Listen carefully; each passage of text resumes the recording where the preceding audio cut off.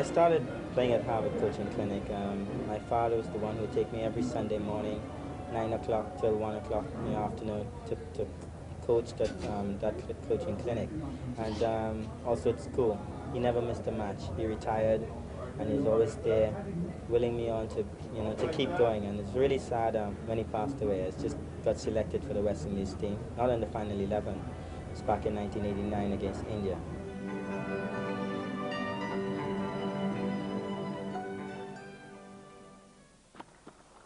Well, straight away he's hit a beautiful shot into the gap at mid-wicket. It's running away over the outfield into the fence for 4. He came of age in Sydney just over a year ago with 277, marvellous run. And since then he's been developed to a more dependable player. He assesses situation and play accordingly. He play like a mature player. The great thing about the Sydney innings was this, that the Australians did try variety at them. They tried bowling at off stump, they tried bowling at leg stump, and he answered all the questions, because when they bowled at leg stump, having tried bowling outside off stump for a while in typical Australian fashion, they then found that he could pick the gaps on the leg side just as well as he had done on the off side as well. That was the great thing about the innings. That really is a beautiful shot. Played with so much ease. He has the ability to place the ball, time the ball. When you find the gaps in the field, that's what helps you score quickly. You have your days, everyone has their days, of course, where you aim in the same directions and you keep finding fielders. There's only a minimal adjustment. But on a good day, you find the gaps, you find the boundary, and the scoreboard ticks over at a fair rate. And the only thing that he does sometimes, which we all tend to do as left-handers, is when he opens the face up and you aim, instead of aiming at covers left hand or at extra cover or at mid-off, you end up aiming at point. And that leaves the gully area as a potential problem. And if you hit it in the air down there, there's always that vague risk of being caught in the gully or caught at point. There are so many shots that the man can play. That's the great thing about him. He starts off, I mean, you look at Brian Lara and you think, well, his strong point is through the offside. Anything pitching on the stumps and moving towards the offside is where most of the runs come from. It's a standard delivery for most bowlers. So you have to be strong on that side. And if you bowl orthodox at him, then he will hit you through the offside very easily, off back foot, off front foot. He plays that forcing shot off the back foot so nicely. Beautifully played, glorious stroke off the back foot. That's a class act.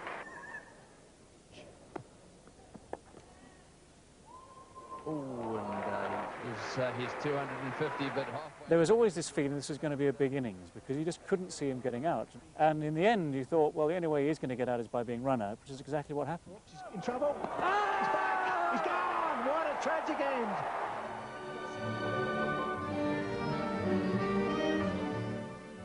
We started in the first test by bowling a normal left-hander's line off stump and just outside, and we found that anything with a slight bit of room, he whacked through the covers. And for the rest of the series, we really tried to bowl a little bit straighter at him, and we felt that restricted him a little bit more, but obviously, come Antigua, he'd found his own answers, and his 375 there was about the best things I've ever seen. Walking out to bat, I try to get accustomed to the light and everything. There's still a lot of butterflies in my stomach. I want to get rid of the first ball and get things going. And I try to assess the situation as soon as possible. I mean, a lot of times we might be under pressure. I tend to excel under pressure, as most batsmen do. For a stroke maker, Brian Lara, any of the great stroke makers, they like the ball to come onto the bat a little bit quicker than it was in Antigua. And so the great thing he did first was take his time to adjust. And once he'd got the hang of it, once he'd adjusted, it was a classic case of playing yourself in properly, then he just adjusted the tempo from then on. And he was really one of the few men in that first couple of days to time the ball at all. He's a very, very dedicated player. He's a good student. He knows the cricket. He knows his cricket and he knows opposition.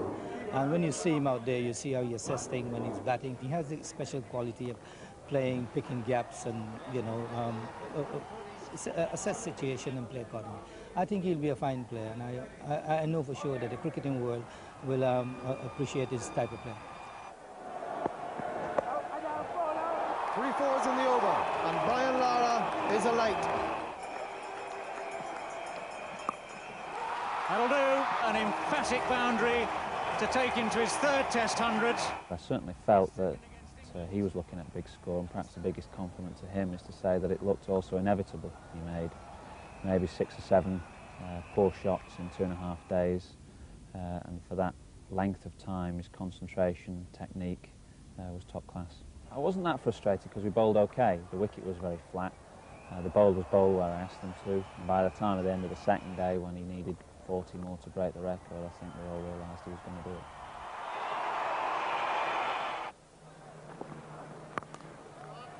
And there is 4 of them. That is a magnificent shot. I got to 320. I passed Lawrence for a score. I already passed Richard's score. And there's only one West Indian left, and that's Gary Silvers. The real pressure came that final morning with what looked just a tantalising small amount of runs to get, where he knew that he was so close to the record. That's where the nerves started to show. That's where the mistakes started to come. Oh, and that was so nearly the end for Brian Lara, so nearly the end of the dream. So Brian Lara gets the 350. As the target got closer and closer, I was obviously feeling for him because I'd known him for quite some time. But those last few runs, it only takes one little mistake. It's a question of a couple of inches between the middle of the bat and the edge of the bat. And that's all it takes. That's all it needs to go wrong. Beautiful cover drive, through for 4, 365. He's equal Gary Sobers. But as it was, I mean, the adrenaline was pumping. He got exactly the ball as it turned out that he wanted. And it was a hell of a shot. He's gone for the pole, and there it is. Brian Lara's done it. The ball rockets into the boundary fence. The new world record holder is Brian Charles Lara of Trinidad and Tobago. So Gary Age, it was his first 100. He most likely was trying to establish himself as a test cricketer, try to get recognized, and I was about the same. I wanted to be recognized. No one knew about me before this, and you know, as a young player, you don't just want to go to your career being just a mediocre cricketer. So I was quite happy to do it at such a young age. I felt that once he got past 365 and broke Sobers' record, it was only a matter of time before he got out. The emotion of the occasion was overwhelming, particularly for him, but everybody else felt it as well. And I think we all felt that it had been slightly inhuman that he might have had a slight lapse of concentration on breaking that record. Lara walks, it's all over, he's taken the edge, Caddick's got the wicket. Brian Lara is finally out for 375, caught Russell. 375 is a world record, but the situation of the series, our record at Sydney in Australia, you know, and the eventual outcome of the entire series, I think the 277 was of great importance, not only to myself, but to the team and to West Indian cricket. And I think I'd rate that very, very high. You know, I wouldn't, 375 would not go a far second, it'd be very close. Weakness do pop up. If there's something outside the off stump, or if you're weak on your body, or if you're driving the ball in the air using too much bottom hand, and you have to keep working every so often to correct something. It's never got a time that you're going to be all perfect. You know, I think something always pops up. It's happened to me. He's a dedicated cricketer. He loves playing. That's the great thing about him. He loves to set high standards too. And now that he's got that record, I had a chat with him in Trinidad when we were on the tour there. And he said that every time he goes out to bat, he starts, one of his mental notes is he takes a little bit of a note of his average and says, right, the first target is to get to the average. And then I try and beat it, and then I try and get a really big score. And that's how he sets out every innings. But as long as Brian Lara is allowed to concentrate on his cricket, then he'll still succeed. I'm sure that's going to be the case. I'm not going to lay back on my laurels and say, you know, score 375, that's it. I'm going to try to set my goals all over again, work towards achieving it. Of course, 375 would be great to achieve once more. When you get out in 375 and you have a bat or have a relax, you realize that if you got 25 more runs, you're going to be the only person ever scored 400 runs in Test cricket. And as I said, I just have to set my goals all over again and work towards it.